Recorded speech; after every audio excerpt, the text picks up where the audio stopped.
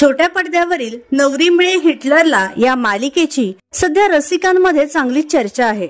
नुकतंच या मालिकेत एजे आणि लीला लग्नबंधनात अडकले. लग्नानंतर आता दोघांची केमिस्ट्री कशी खुलणार याची उत्सुकता प्रेक्षकांमध्ये पाहायला मिळत आहे.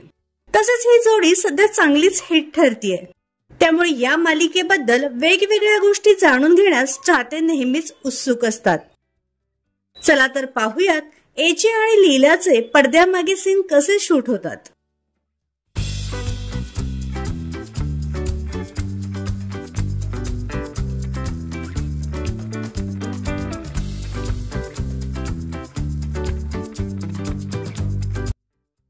तर तुम्हाला एजे आणि लीलाची जोडी आवडते का हे आम्हाला कमेंट बॉक्स मध्ये नक्की कळवा.